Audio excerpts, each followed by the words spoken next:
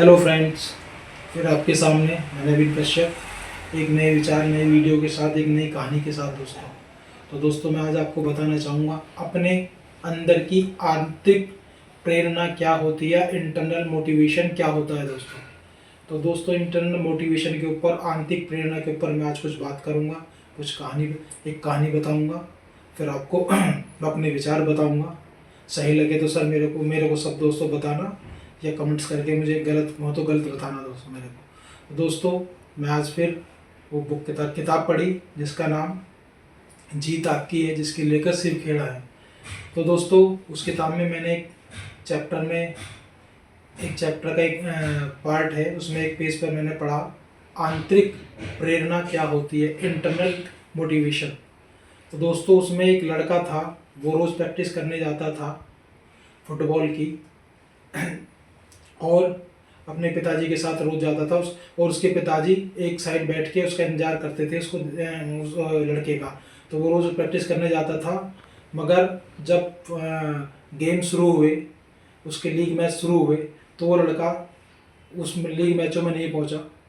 Semi quarter final हुआ वो तब भी नहीं पहुंचा, और जब सेमीफाइनल हुआ वो तब भी नहीं पहुंचा। मगर जिस दिन फाइनल था उस दिन वो लड़का वहाँ मैच में पहुंचा और उसने अपने कोच से निवेदन किया कि सर, कोच साहब, आज तक आपने मुझे सिर्फ रिजर्व खिलाड़ियों में रखा है, कभी भी मुझे टीम का हिस्सा नहीं बनाया, टीम में नहीं खेलने दिया। तो मेरा आज आपसे हाथ जोड़कर निवेदन है, मैं आपसे विनती करता हूँ, मैं आपसे रिक्वेस्ट करता हूँ कि मुझे आज टीम में खेलने दीजिए।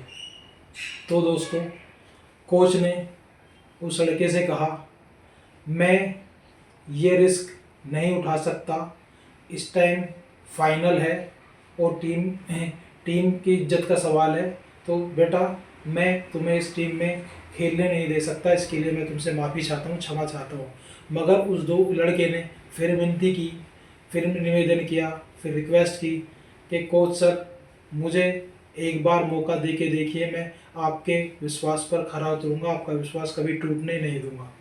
दोस्तों कुछ देर, कुछ क्षण उस कोच ने सोच के उससे कहा कि ठीक है, मैं तुम्हें मौका देता हूँ, मगर मैं अपने फैसले के खिलाफ ही तुम्हें इस टीम में खेलने का मौका दे रहा हूँ, तो तुम मेरा विश्वास मत तोड़ना। और इस तरह से उस लड़के को उस मैच के फाइनल, जिस दिन फाइनल था उस टीम का, खेलने का मौका मिला। उसने कहा कोच ने, टीम की इज्जत और कॉलेज की इज्जत अब तुम्हारे हाथ में है, सही से खेलना, मेरा विश्वास मत तोड़ने दो। तो उसने लड़के ने कहा, कोच साहब मैं आपका विश्वास नहीं टूटने दूंगा, पूरी जी जान पूरी मेहनत से खेलूंगा। दोस्तों तो मैच शुरू हुआ। मैच शुरू होने के बाद जब भी उस लड़के के पास बॉल आई उसने गोल किया, और कई बार उसने उस टीम में गोल किया, और यह रहा उसकी मेहनत ये रंग लाई कि वो टीम फाइनल मैच जीत गई और सबसे ज़्यादा गोल किए उसने।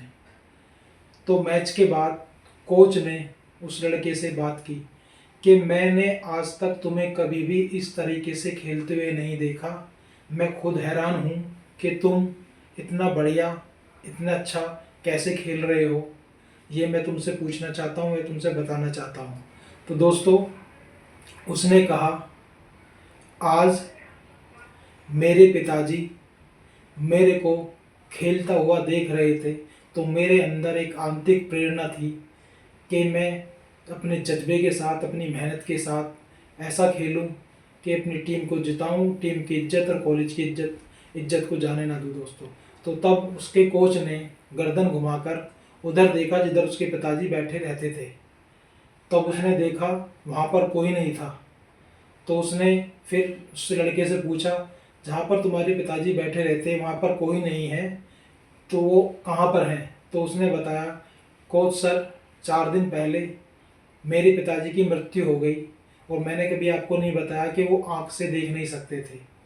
तो आज वो ऊपर से मेरा खेल देख रहे थे, तो मुझे अपने अंदर एक आंतरिक ऊर्जा महसूस हो रही थी कि आज मैं अपने पिताजी को दिखाऊंगा मेहनत करके कैसे खेलते हैं और कैसे टीम को जिताते हैं और कैसे अच्छा प्लेयर बनते हैं। तो दोस्तों उस लड़के की अपनी आंतरिक प्रेरणा अपने पिताजी को दिखाने की थी और इस प्रेरणा से उसने कोच का सम्मान रखा, टीम की इज्जत बचाई और मैच भी जीते दोस्तों, फाइनल मैच जीते।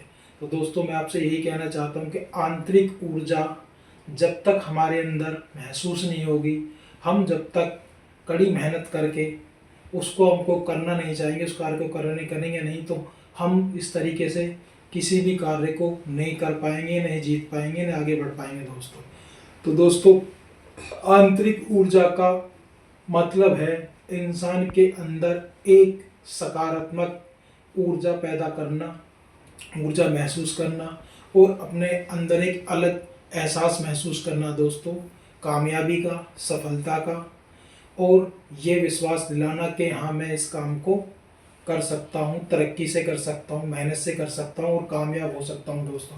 तो दोस्तों मैं आपको यही बताना चाहता था कि अगर हम अपनी आंतरिक ऊर्जा को महसूस करें, आंतरिक ऊर्जा को पहचान कर हम किसी भी कार्य को करेंगे तो हम अवश्य कामयाब होंगे, सफलता हमारे साथ आएगी, हम विजय प्राप्त करेंगे और उस लड़के की तरह हम भी अपने कार्य में सफल होंगे, विजय प्राप्त करेंगे। और हम भी अगर शायद गेम खेलते हैं तो गेम में अपनी टीम को जिताएंगे, विजय बनाएंगे और अपनी टीम की इज्जत बचाएंगे, अपने कोच की इज्जत बचाएंगे। तो दोस्तों मैं यही बताना चाहता हूँ, हमें भी ऐसे कार्य करने चाहिए, आंतरिक ऊर्जा के साथ करने चाहिए, ऊर्जा हमेशा महसूस होनी चाहिए और हमको अपने कोच, अपने गुरु, अपने बड़ों का मान और सम्मान भी रखना चाहिए दोस्तों। तो दोस्तों मैं यही बताना चाहता था कि आंतरिक ऊर्जा क्या है। इसके बाद थोड़ा सा दोस्तों मैं हेल्थ पॉइंट पे भी बताना चाहता हूँ। हमें इंटरमिटेंट फास्टिंग करनी चाहिए, उपवास करना चाहिए। इससे हमारे शरीर को स्वस्थ रहने का बहुत ही अच्छा तरीका मिलता है। मगर हमको एक साथ एकदम 16-17 की फास्ट 16-17 घंटे की, माफ़ कीजिए, 16-17 घंटे का उपवास नहीं रखना चाहिए। उसका एक तरीका होना चाहिए, उसका एक शेड्यूल होना चाहिए, उसकी एक सारणी होनी चाहिए दोस्तों। जैसे कि हम रात को 8 बजे खाना खा लें तो सुबह को 8 बजे तक हमारे 12 घंटे हो जाते हैं। उस बीच हम कुछ नहीं खाएं, केवल अगर ज़रूरत हो तो पानी पी सकते हैं या नारियल पानी आधा गिलास लेके उसमें आधा गिलास पानी मिला के उसको हम पी सकते हैं। उससे ये होगा कि हमारे अंदर न्यूट्रिएंट्स जाएंगे, मगर नारियल पानी हमारी इंसुलिन को नहीं बढ़ाएगा और हमारी इंसुलिन नहीं बढ़ेगी दोस्तों। और हम धीरे धीरे इस फास्टिंग रूटीन को बढ़ा सकते हैं।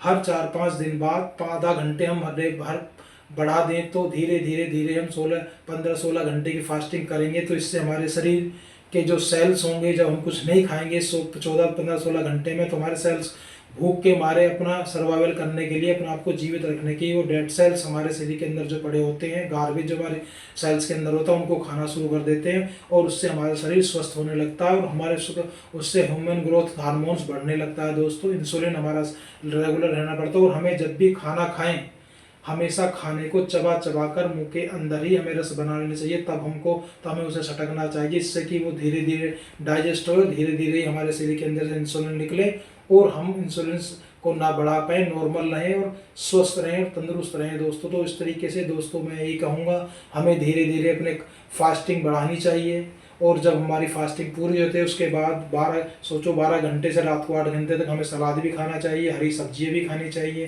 रोटी भी होनी चाहिए, फ्रूट्स भी होना चाहिए और फाइबर भी होना चाहिए दोस्तों। तो दोस्तों हमें अपने खाने में फाइबर का भी इस्तेमाल करना चाहिए, जिससे हमारा पेस्ट, हमारी गट लाइन, हमारे बड़ी आँत, छोटी आँत वो सही रहेंगी, रिकवरी करेंगी और हमारे शरीर को स्वस्थ और तंदुरुस्त रखेंगे दोस्तों। तो दोस्तों अपनी बात खत्म करते हैं, मैं आपसे विदा लेता हूँ। धन्यवाद दोस्तों, नमस्कार दोस्तों, खुश रहें, स्वस्थ रहें, तंदुरुस्त रहें, अपने परिवार के साथ रहें। और फिर मैं आपसे एक बार निवेदन करता हूँ, रोज़ सुबह उठकर और रात को सोने से पहले अपने माता पिता का नाम जप करें, उनकी लंबी आयु की कामना करें, उनके स्वास्थ्य की कामना करें, उनका आशीर्वाद सदा हमारे ऊपर बना रहना चाहिए दोस्तों। और अपने इष्ट देव का नाम जप करें, उनसे प्रार्थना करें, हमें स्वस्थ रखें, हमारे माता पिता को स्वस्थ रखें, हमारे कारोबार में तरक्की करें, हमारे बच्चों को पढ़ाई लिखाई में आगे बढ़ाएं। और दोस्तों हमेशा अपने मन और दिमाग को शांत रख के काम करें, क्रोध से ना करें, बदले की भावना से ना करें, ईर्ष्या की भावना ना रखें, अपने मन को स्वस्थ और माइंड को शांत रखें। हम कामयाब होंगे, तरक्की करेंगे और आगे बढ़ेंगे। दोस्तों मैं ये कहना चाहता हूँ। दोस्तों इसके साथ विदा लेते हुए मैं आपसे नमस्कार करता हूँ। दोस्तों नमस्कार दोस्तों।